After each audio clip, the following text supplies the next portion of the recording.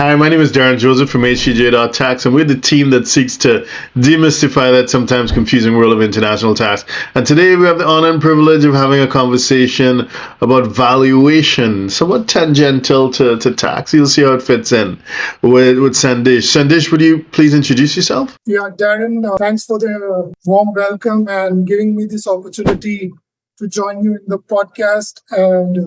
So to introduce myself, I'm a business valuer with a 15 plus year experience, and I've done like almost 1,000 plus valuations for different valuation scenarios and done pre-revenue companies as well as companies which have $10 billion in valuation. So the whole spectrum and different domains from technology to pharma to early stage startups. And additionally, I also have experience working with structuring advisors and cross-border advisors working with valuations, especially around cross-border situations or structuring situations.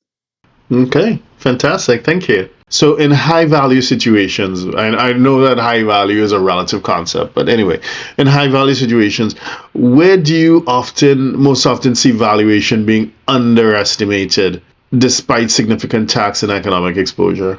So basically, most of the challenges revolve around closely held businesses, Yeah.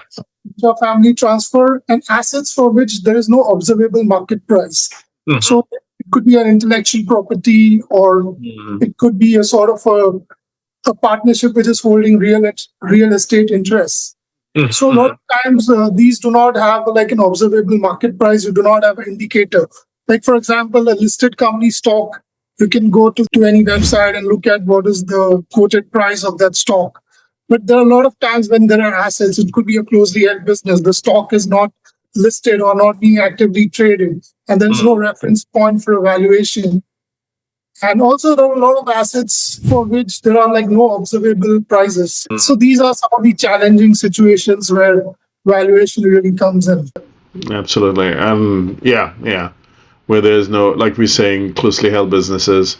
I mean, and for those of us in the family business space, this is what we deal with every day. So, yeah, it makes sense. And Sandesh, if someone wants to get in touch with you directly, what's the best way to do so? The best way to do would be to contact me on my email ID. So my email ID is Sandesh, SANDESH .hegde, HEGDE @live.com. That's my email ID. Or they could also contact me on my cell phone number, it starts with a country code +91, and my phone number is 9892 935802. Fantastic. Thank you.